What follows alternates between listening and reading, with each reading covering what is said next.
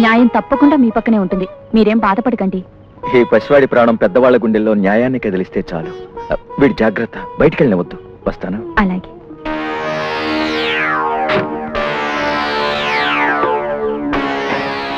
ఏం కావాలండి? వస్తావా? ఏమిటి మీరు మాట్లాడేది? పెద్ద పతివ్రతలాగా పోజు కొట్టక వచ్చి కారెక్కవే. ఏంటే మంత్రి గారిని చూసిన కళ్ళతో కౌన్సిల్ చూస్తే లోకం అన్నట్టు ఎస్ఐ గారిని మరిగేటడికి మేము ఆందోళన లేదనమాట. ఏం కూర్చోవురా? మర్యాదగా కాలు రోజులు పెట్టండి ఎస్ఐ గారు. నీకు దీనికి ఏ సంబంధం లేకపోతే ఈ టైములో దీనింటికి మీరెందుకు వచ్చినట్టు మాట్లాడరే?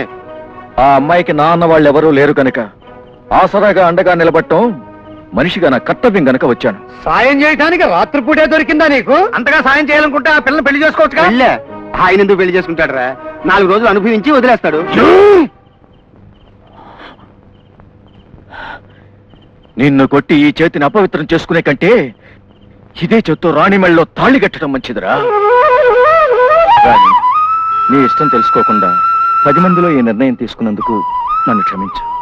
నిష్కల్మషత్వాన్ని పారాణిగా పూసుకున్న నీ పాదాలతో నా ఒంటరి జీవితంలో అడుగుపెట్టి నాకు తోడుగా ఉండు.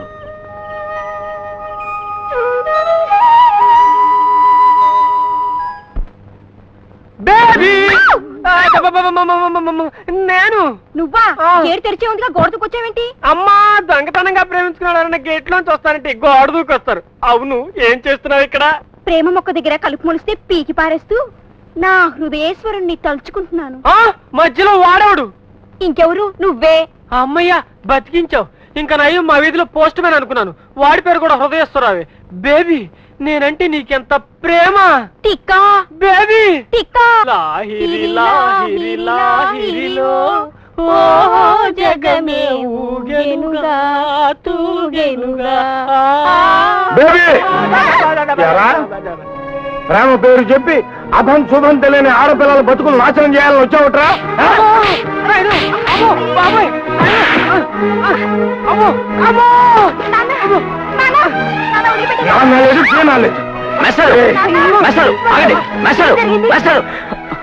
చూడండి మేడం, వీడు మాయ మాటలు చెప్పి నా కూతురు బతుకుని పాడు చేయాలని చూస్తున్నాడు. నేను ప్రేమిస్తున్నాను. దోమంత లేవు, నీకు ప్రేమ కావాల్సి వచ్చిందిరా? అదేం కాదు, నిజంగానే ప్రేమిస్తున్నాను. కావాలంటే మా బ్రదర్ని అడుగు, తను కూడా భారత్ని ప్రేమిస్తున్నాడు. నా ప్రేమ తప్పైతే వాడి ప్రేమ కూడా తప్పేనా? మరి వాడిని కూడా కొడతారా?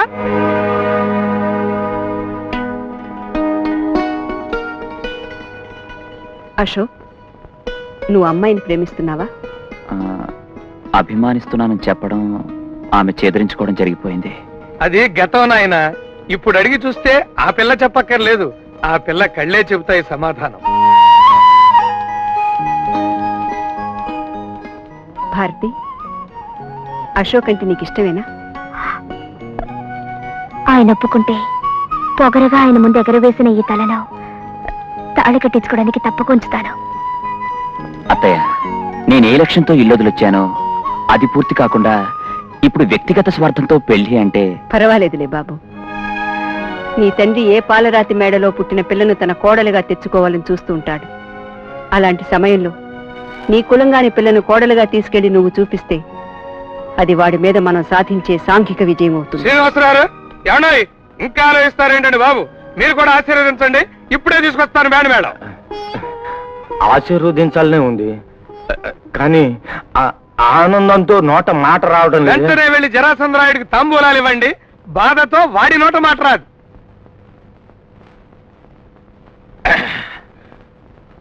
ఏమిటయ్యా నువ్వు అనేది? నాకు అర్థం కాలేదు, మళ్ళీ చెప్పు. మా అమ్మాయిని మీ అబ్బాయికి ఇచ్చి చేసుకోమని అడగటానికి నువ్వు వచ్చావా? లేదండి, మీ అబ్బాయే పంపించాడు. నీ కులమేమిటయ్యా? మీ పెద్దలంతా కలిసి వెలివేసిన కులం. నీ ఆస్తి ఎంతయ్యా? మీ పెద్దలు దోచుకోగా మిగిలిన పేదరికం. నార్మల్. చూసావా, నేను ఎడంకాల్తో తంతే నీ తాంబూల పళ్ళెం వెళ్ళి నా ఇంటి గుమ్మం ముందు పడింది. అదే కుడికాలతో తన్నానంటే నువ్వు సిటీ దాటి శ్మశానంలో పడతావు. పో ఇక్కడి నుంచి.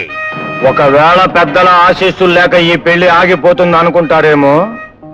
మేనత్త తాతయ్యల ఆశీస్సులు చాలు అని కూడా చెప్పమన్నాడు మీ అబ్బాయి. చలవు. ఇదేంది బాయ్ అక్కడ ప్రిన్సిపాల్ నువ్వేడుస్తావేంది அழாதே தம்பி தம்பி தம்பி விஷயமுதா சொல்லி ஏச்சி பூச்சு నేను ఆ అమ్మాయిని ప్రేమించాను. నువ్వు ఓ అమ్మాయిని మొహబ్బత్ చేసినావా? అరే అద్దంలో ఏనాడైనా మొహం చూసుకున్నావు బే నువ్వేమైనా ఎన్టీఆర్ కొడుకువా లేక మన్మధుడికి మన్వడివా ఇల్లే అన్న ఎంజీఆర్ తంబివా ఎగతాళి చేయమాకండి. ఆ అమ్మాయి కూడా నన్ను ప్రేమించింది తెలుసా? ఎవరా పోరి? ప్రిన్సిపాల్ కూతురు. అన్నో జరాసంద రాయుడన్నా జరగిట్లా చూడరా అదే. చూడు యాదగిరి, నేను చాలా చికాకులో ఉన్నాను, నన్ను హింస గట్ల పెట్ట పరేషాన్ పడకన్నా. ఈ పోరాడు నీకు చాలా మంచి చేసిండు. నీ కొడుకు ఏ ప్రిన్సిపల్ కూతుర్నైతే మొహబ్బత్ చేసిండు గదే పిల్లని ఈ పోరాడు మొహబ్బత్ చేసిండు అన్న. ఎరా శంకరం, నువ్వు ప్రిన్సిపాల్ కూతుర్నే ప్రేమించావు? అవును పెదనాన్న. మరి ఆ సంగతి చెప్పవేరా? ఆ పిల్ల ఇన్నాళ్ళు? నన్ను పెళ్లి కూడా చేసుకుంటానంది. ఈ పెళ్లి నువ్వే నాకు జరిపించాలి. శీఘ్రమే కళ్యాణ ప్రాప్తిరస్తు. లే, ఈ పెళ్లి జరగడానికి వీలేదు. మీ కొడుకైతే అది అంతస్తు తక్కువ పిల్ల, కులం తక్కువ పిల్ల. నా కొడుకైతే పర్వాలేదా? మీ కొడుకు ఒక న్యాయం, నా కొడుకు ఒక న్యాయమా? భానుమతి, మొన్నే మర్డర్ కేసు ఎరుక్కున్న ఆ పరువంతా బజారు పాలైంది. ఇప్పుడు ఈ కులాంతర ఆదర్శ వివాహం జరిపించాననుకో, పబ్లిక్ లో నా ఇమేజ్ మళ్ళీ పెరుగుతుంది. బోలో పెద్ద నాన్నకి జై ఉన్నది, పెద్ద నాన్నకి జై ఉన్నది, శంకరం. జై ఉన్నది. పెద్దమ్మ. మీ అన్నయ్య చేసుకోవాల్సిన పిల్లని నువ్వు చేసుకుంటావంట్రా? లేదు పెద్దమ్మ, ప్రిన్సిపాల్ కి 2 కూతుళ్ళు ఉన్నారు. పెద్దమ్మాయిని అన్నయ్య చేసుకుంటున్నాడు, చిన్నమ్మాయిని నేను చేసుకుంటున్నాను. పెద్దనాన్నకి విషయం తెలియక ఒప్పేసుకున్నాడు. రేపు చూడు తమాషా జరిగిపోతే పెళ్లిళ్ళు. వస్తా. సభకు నమస్కారం. ఈ రోజున మనమంతా ఇక్కడ ఎందుకు సమావేశమయ్యామో మీ అందరికీ తెలుసు. ఒక కులం వారు మరో కులం వారిపై కత్తులు దూస్తున్న ఈ రోజుల్లో ఈ వివాహం జరగటం అనేది చాలా గొప్ప విషయం. శంకరన్న కొడుకు కాకపోయినా కొడుకు లా పెంచిన సంగతి మీ అందరికీ తెలిసిందే. ఈ రోజున ఈ చిరంజీవికి ప్రిన్సిపాల్ గారి అమ్మాయికి దండ్ల పెళ్లి జరిపిస్తున్నందుకు నేను చాలా గర్వపడుతున్నాను.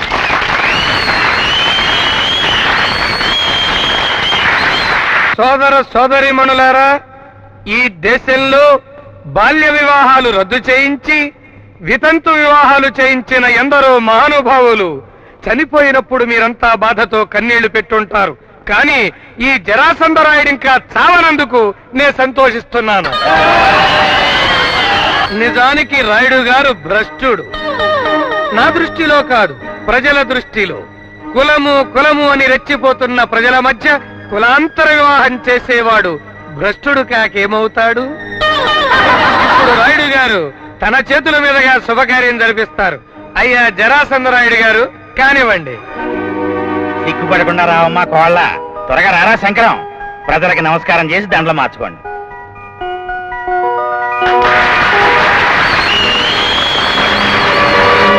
ఎండ వేడితో ఆకలి మంటలతో మీరంతా బాధపడుతూ ఉండుంటారు.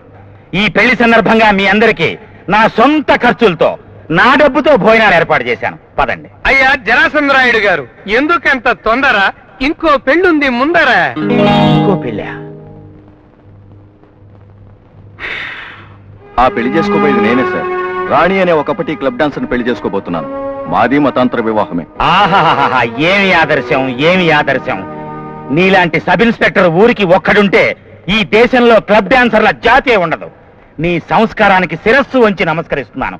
చూస్తారేమయ్యా, కొట్టండి చప్పట్లు. ఇలా ఇవ్వండి దండలు. ఈ పెళ్లి కూడా నా చేతుల మీదుగానే జరిపిస్తాను. సారీ సార్, నా పెళ్లి జరగాల్సింది మీ చేతుల మీదుగా కాదు. క్షమించాలి, నా వివాహం మా సర్కిల్ గారి చేతుల మీదుగా జరగాలని నా కోరిక. రావయ్యా సర్కిల్ రా. వాళ్ళకి దండలు అందించి సంఘ సంస్కారాన్ని నీ చేతులు కూడా అంటించుకో.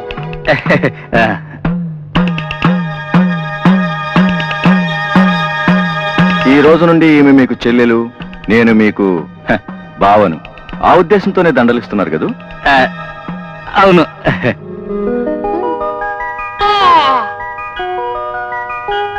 ఇది కూడా తీసుకుని మీ చేతుల మీదుగానే జరిపించండి. మార్చుకోండి.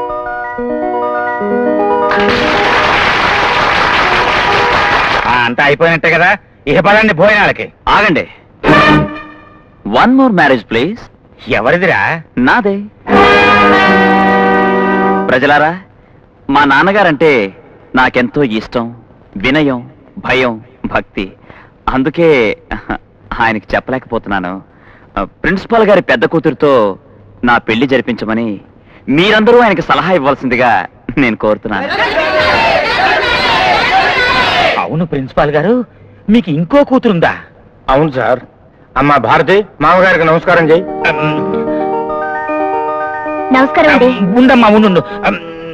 మహాజన్లరా, నాకు 3 అనే అంకె అచ్చి రాదు. ఇప్పటికే 2 పెళ్లిళ్ళు జరిగిపోయాయి కాబట్టి ఈ 3వ పెళ్లిని రేపటికి వాయిదా వేస్తుంది. వీల్లేదు. ఈయన నిజంగా ఆదర్శం కోరుకునేవాడే అయితే, కులాంతర వివాహాలు ప్రోత్సహించేవాడే అయితే, ఈ పెళ్లి కూడా ఈ రోజే ఇక్కడే జరిపించి తీరాలి. అవునా కాదా? కానీ 3 అంకె 3 సంఖ్య మంచిది కాకపోతే 3 ముళ్ళు ఎలా వేయిస్తారు రాయుడు? ఇది 3 ముళ్ళ బంధం గనక 3వ పెళ్లి అయినా పర్వాలేదు, ఈ పెళ్లి జరిపించు. మహాజన్లరా, ఈ పెళ్లి జరుగుతుంది, నా చేతుల మీదుగానే జరుగుతుంది. మీరంతా నిశ్శబ్దంగా ఉండండి. అందుకోండి బాబు, దండలు అందుకోండి. బాబు, నీ కన్న తండ్రి మనసులో ఏడుస్తూనే కన్నీటితో కళ్యాణ వస్తూ అన్నాడు. నేను నీ తాతయ్యను, ఆనంద బాష్పాలతో ఆశీర్వదిస్తున్నానురా. కానివ్వండి.